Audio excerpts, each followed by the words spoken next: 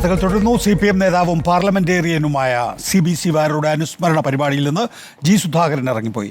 സമയത്ത് പരിപാടി തുടങ്ങാത്തതിൽ ദേഷ്യപ്പെട്ടാണ് ഇറങ്ങിപ്പോയത്. 10 മണിക്ക് നിശ്ചയിച്ച പരിപാടിയിൽ ഉദ്ഘാടകനായ മന്ത്രി സജി ചെറിയാനും CPM ജില്ലാ സെക്രട്ടറി R. നാസറും എത്തിയിരുന്നില്ല. സംഘാടകർ അനുനയിപ്പിക്കാൻ ശ്രമിച്ചുവെങ്കിലും വഴങ്ങിയില്ല.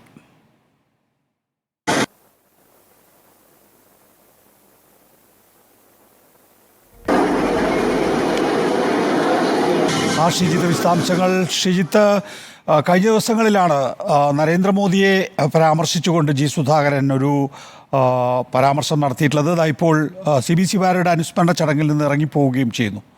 G. സുധാകരൻ എന്താണ് മുന്നോട്ട് വയ്ക്കുന്നത്?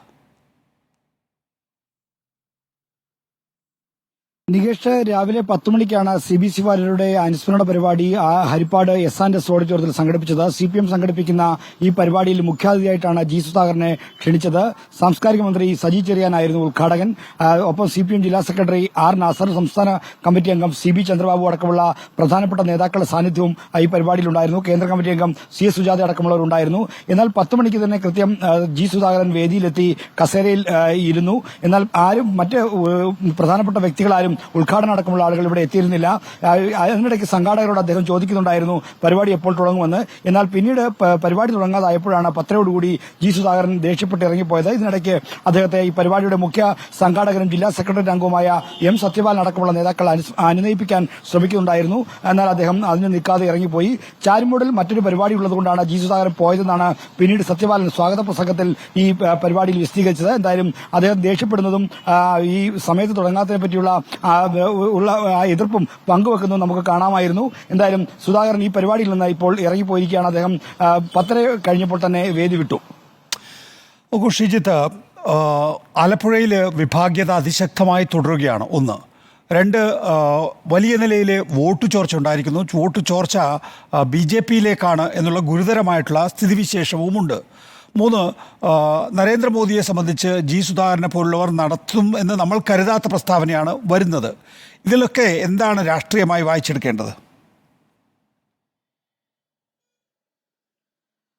നികേഷ് സൂചിപ്പിച്ച പോലെ ആലപ്പുഴ ജില്ലയിൽ വിഭാഗീയത വളരെ ശക്തമായിരുന്നു. AM ആരിഫിനെ സ്ഥാനാർത്ഥിയായി മത്സരിപ്പിക്കുന്നതിന് എതിരെ തന്നെ ഒരു പാർട്ടിയിലെ പ്രബല വിഭാഗം രംഗത്തുണ്ടായിരുന്നു. സംസ്ഥാന സെക്രട്ടറി MV ഗോവിന്ദന്റെ അടക്കം ശ്രദ്ധയിൽപ്പെടുത്തിയിരുന്നു ആരിഫിനെ മത്സരിച്ചാൽ പരാജയപ്പെടുമെന്ന്. എന്നാൽ പാർട്ടിയുടെ ഏക MP ആയ ആരിഫിനെ മത്സരിപ്പിക്കാതെ തരമില്ല, സാമുദായിക സമവാക്യം അടക്കമുള്ള കാര്യങ്ങൾ പരിഗണിക്കുമ്പോൾ മത്സരിപ്പിക്കാതെ തരമില്ല എന്നായിരുന്നു സംസ്ഥാന നേതൃത്വം സ്വീകരിച്ച നിലപാട്. എന്തായാലും പാർട്ടിയുടെ പ്രചരണ പ്രവർത്തനങ്ങളിലും മറ്റ് സംഘടനാ പ്രവർത്തനങ്ങളിലും ഒക്കെ തന്നെ ഇതുമായി ബന്ധപ്പെട്ട മരവിപ്പ് പ്രകടമായിരുന്നു. അതായത് ആരിഫിനോടുള്ള താല്പര്യക്കുറവ് പലയിടത്തും പ്രകടമായിരുന്നു. പ്രധാനപ്പെട്ട നേതാക്കൾ തന്നെ ജയിച്ചാലായി എന്ന മറ്റുള്ള പ്രതികരണങ്ങൾ ആ ഘട്ടത്തിൽ നടത്തി.